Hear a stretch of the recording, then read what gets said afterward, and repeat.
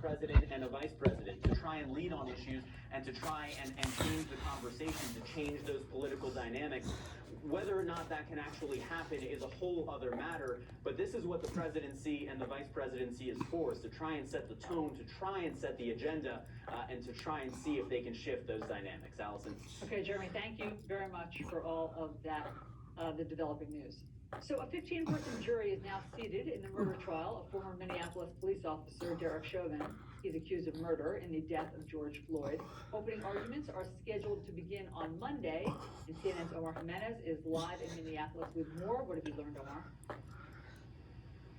Well, Allison, for starters, the jury is set. The people who will be deciding the fate of former Minneapolis police officer Derek Chauvin are in the 15 selected. And while we don't know their identities, we do know some things about them, including their ages and their racial breakdown. For starters, 9 are white, 4 are black, 2 are mixed race. But more specifically, we have 3 white men in their 20s and 30s, 6 white women in their 20s to 50s, 3 black men in their 20s to 40s, 2 mixed race women in their 20s to 40s, and a black woman in her 60s. Now, note, there are 15 jurors selected instead of the necessary 14, and that's because the judge wanted a little bit more of an insurance policy here, basically saying the whole point of the 15th juror is to ensure we have 14 come Monday, 12 seated jurors, 2 alternates. But important to note that 15th juror is a white man in his 20s, so if he's necessary, it could skew the demographics of that final jury even more. But if all 14 show up, then that 15th will be dismissed. And of course, Monday is opening statements for this trial. When we look ahead to testimony, we're going to be hearing from a whole host of witnesses brought by both the prosecution and the defense. But most recently, or notably, I should say, we'll hear from a paramedic who responded to a May 6, 2019 George Floyd arrest, a portion of which was admitted into this case by Judge Peter Cahill, basically arguing that we have medical evidence of what happens with George Floyd when he's faced with a similar set of circumstances. In 2019, he also was confronted by police at gunpoint, and he had ingested drugs. And so they look, the defense attorneys at least, look at what happened in May 2020, see the drugs that were in George Floyd's system based on the autopsy, see the violent confrontation with police, and that is part of the argument that the judge took to allow this in. Though I should note, as prosecutors did, that the key difference between 2019 and 2020 is that in 2019, he was not forced into a police car, and in 2019, officers got him the medical help he needed, and he survived the arrest. John? Omar Jimenez, this will be a fascinating trial to watch. We're lucky to have you there. Thanks so much for your reporting. New this morning, allegations of sexual assault mounting against Houston, Texas quarterback Deshaun Watson. A total of 16 civil suits have now been filed, one of them accusing Watson of being a, quote, serial predator. Watson attorney denies any wrongdoing, saying any allegation that Deshaun forced a woman to commit a sexual act is completely false. The NFL has opened its own investigation into whether Watson violated the league's personal conduct policy. White House advisors are working on the next piece of President Biden's economic rescue plan.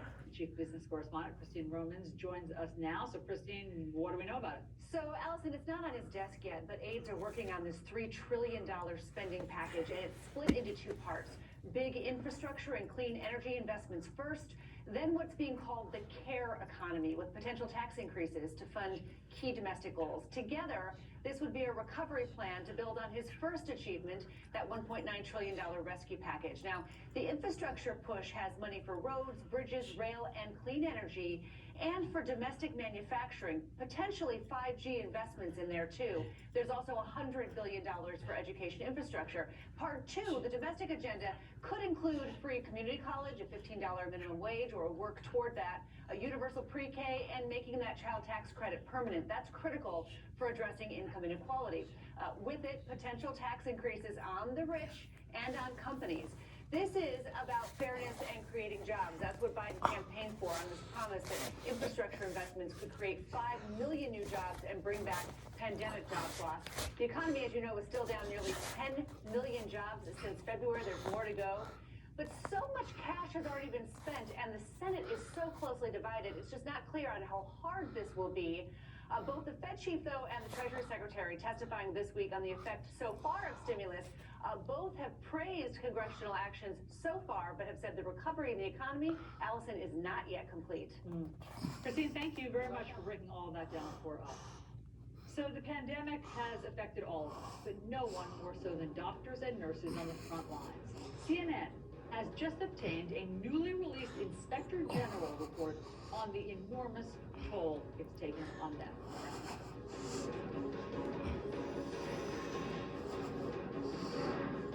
CNN Business Now, brought to you by Principal Financial Group.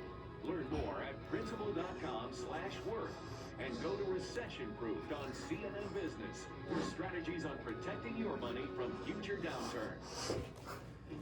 Wealth is your first big investment. Worth is a partner to help share the load. Wealth is saving a little extra. Worth is knowing it's never too late to start. Or too early. Wealth helps you retire. Worth is knowing why.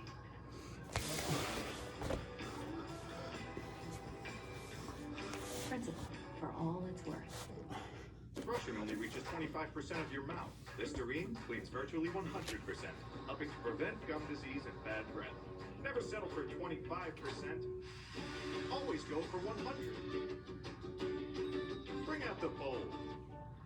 Opportunities are all about timing.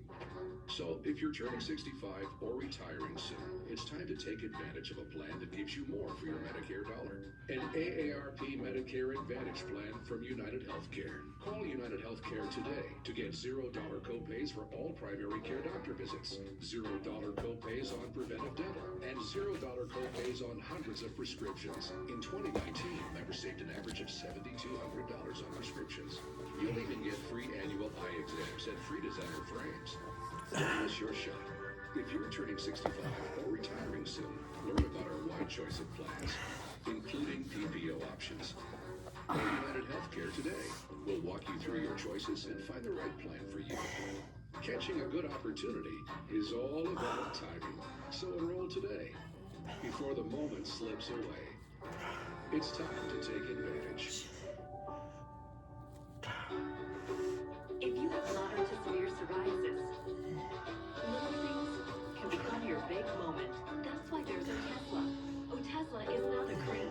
It's a pill that treats plaque psoriasis differently.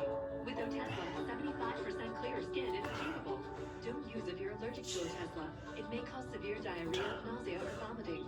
Otezla is associated with an increased risk of depression. Tell your doctor if you have a history of depression or suicidal thoughts, or if these feelings develop. Some people taking Otezla reported weight loss. Your doctor should monitor your weight and may stop treatment. Upper respiratory tract infection and headache may occur. Tell your doctor about your medicines and if you're pregnant or planning to be. Otezla, show more of you. If you have obstructive sleep apnea and you're often tired during the day, you could be missing out on amazing things. Sunosi can help you stay awake for them. Once daily Sunosi improves wakefulness in adults with excessive daytime sleepiness due to obstructive sleep apnea. Sunosi worked for up to 9 hours at 12 weeks in a clinical study. Sunosi does not treat the cause of OSA or take the place of your CPAP. Continue to use any treatments or devices as prescribed by your doctor. Don't take Sunosi if you've taken an MAOI in the last 14 days. Sunosi may increase blood pressure and heart rate, which can increase your risk of heart attack, stroke, heart failure, or death. Tell your doctor if you have a heart condition or high blood pressure. Sunosi can cause symptoms such as anxiety, problems sleeping, irritability, and agitation. Other common side effects include headache, nausea, and decreased appetite. Tell your doctor if you develop any of these, as your dose may need to be adjusted or stopped. Amazing things happen during the day. Sunosi can help you stay awake for whatever amazes you. Visit Sunosi.com and talk to your doctor about Sunosi today. I spent months looking for a job. I got nowhere. This helped me deal with that frustration. Things changed when I tried ZipRecruiter, because it works like a free personal recruiter. ZipRecruiter sent me great jobs. I applied with a click. Some companies even invited me to apply. I started a new job last week. This still helps. Go to ZipRecruiter.com and put ZipRecruiter to work for you. CNN has just obtained a new Inspector General report that details the dire toll that the global pandemic has taken on America's doctors and staff. CNN's Kristen Holmes is live in Washington with more. What does it say, Kristen? Good morning, Allison. Well, there are some truly disturbing findings in this report. It was done by Health and Human Services, and they surveyed over 300 different hospitals, talking to administrators and staff. Now, some of the findings were not just about those staff workers. They talked about rural hospitals struggling to stay afloat. In some cases, these hospitals are the only healthcare facilities within miles. They talked about an impending health and mental crisis. Mostly there, I mean people not getting those routine checkups for serious diseases because of the pandemic, diabetes, cardiac issues, cancer, and that way making them later, for their later stages there, when they actually do get diagnosed. But perhaps the most alarming was what this has done to the healthcare workers and the staff there on the front lines. I want to read you part of this. It says, hospitals reported that long hours, more shifts, time away from family, and increased responsibilities caused by the pandemic caused staff to be exhausted, mentally fatigued, and sometimes experiencing possible PTSD. And I want to add there, they also talk about the toll that all of this death surrounding these hospital workers has caused. In some cases, hospital workers seeing their own co-workers dying from coronavirus. In other cases, they were the last people that their patients got to see because family members weren't actually allowed in these hospital rooms. So one thing is very clear from this report. The country needs to examine these problems, examine this response, and prepare itself for the next possible global pandemic or global health crisis, because this time around almost devastated the healthcare industry, Allison. Kristen, thank you very much for all of that. A growing number of states expanding vaccine eligibility, but for some hard-hit communities of color, the reality of the rollout is a lack of access to the vaccines they desperately need and want. CNN's Amber Walker has the latest. I know what racism is, and I know what inequality is. Brenda Hong says she spent hours online trying to register for a COVID-19 vaccine. It's ineffective, inefficient, and very frustrating. The 75-year-old, who's a two-time breast cancer survivor with diabetes, says she should have been first in line to get the COVID-19 vaccine.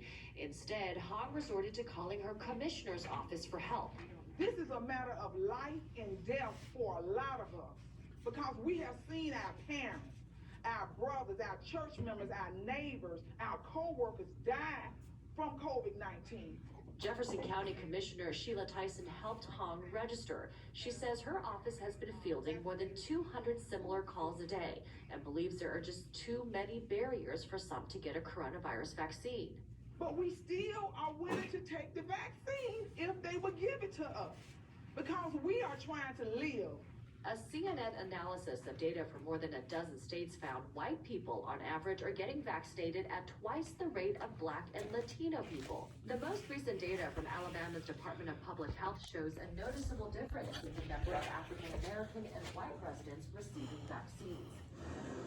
Commissioner Tyson says the Jefferson County Health Department received roughly 500 initial doses of the vaccine, while a neighborhood business, Rich's Pharmacy, in an affluent white neighborhood in Jefferson County received 1,200 first doses. In my heart, I would think it was an oversight, but I don't think it is, because we were never in the plan to receive it.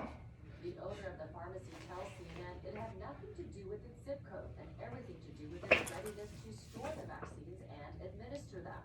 The issue is availability, accessibility, even to the point of our commissioners providing transportation to go and get it.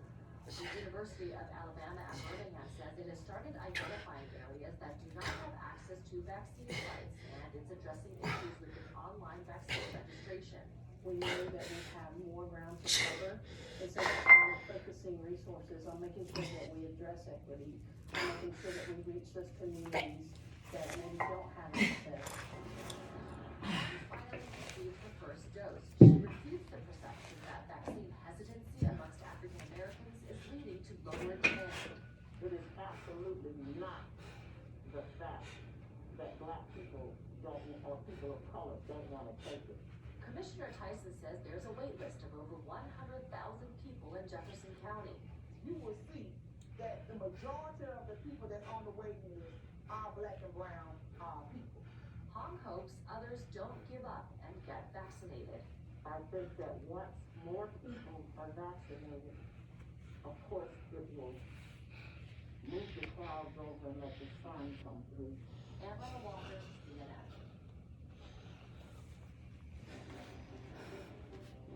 I was a friend and I happened to go and speak to the guy. I called out and I called her. The weapon used was an AR-15 style firearm, but still no word on what was behind the violence.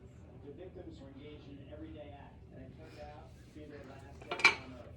I don't need to wait another minute to take common sense steps that will save lives. Anytime there's a shooting, we play this ridiculous speech. What happens in this committee after a mass shooting is Democrats propose taking away guns from law-abiding citizens. So Senator Cruz, I would say, he thought he cleared good, but they're not enough. This is Egypt with Allison Colorado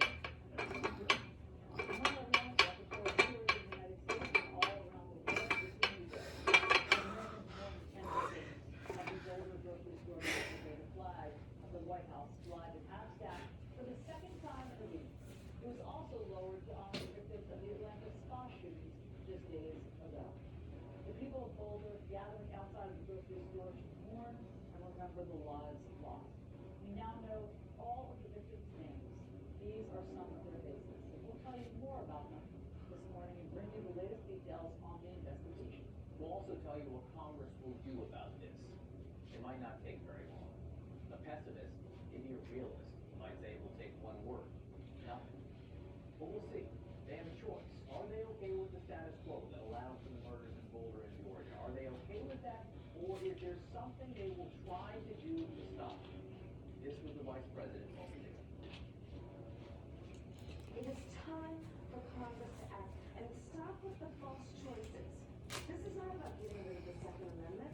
It's simply about saying that a reasonable gun safety law. There is no reason to want assault weapons on the streets of a civil society. They are weapons of war.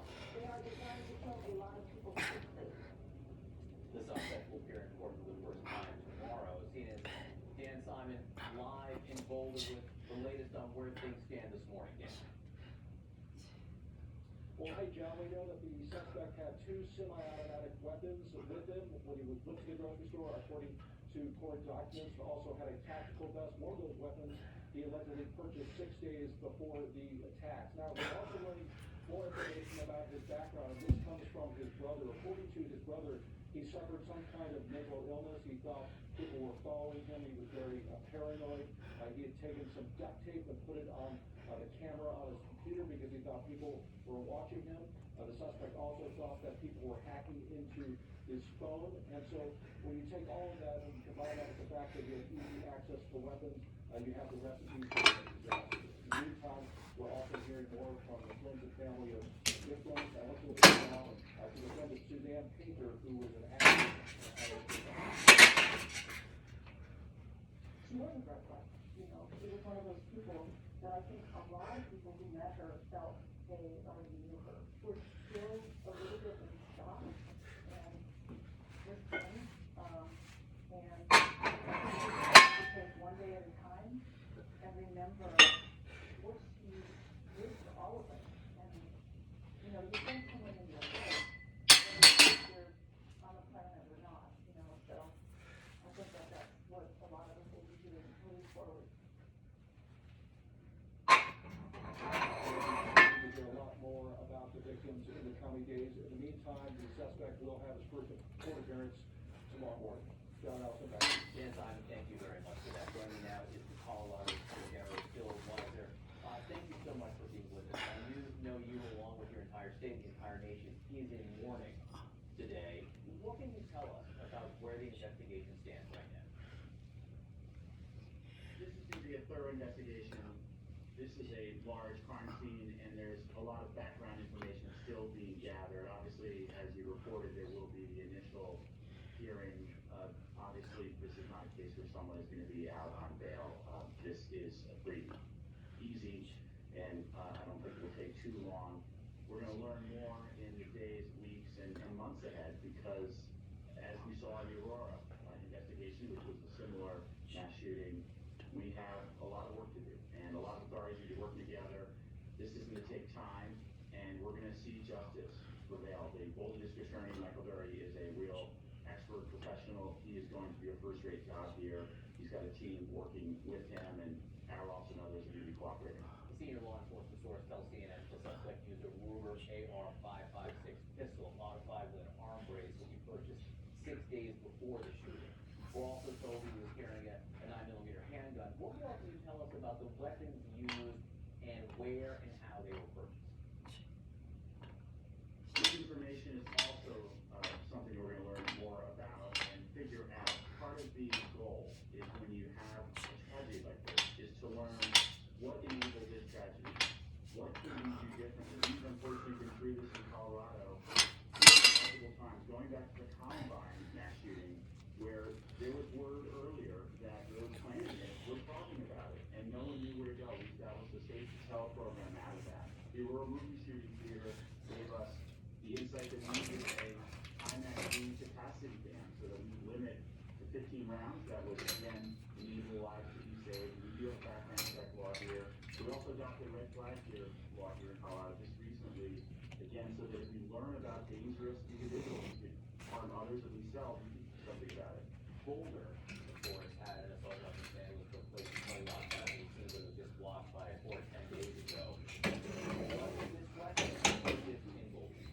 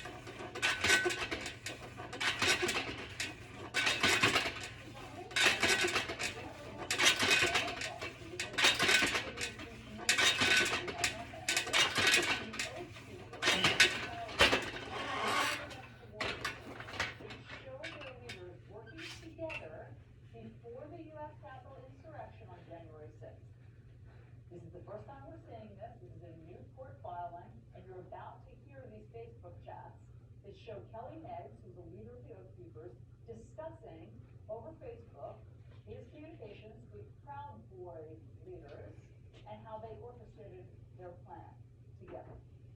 Joining us now is CNN senior legal analyst Andrew McCabe. He's the former FBI deputy director. And I know that you're just seeing this as we are just seeing this, but it's interesting. This is from December 22nd, 2020. So this is obviously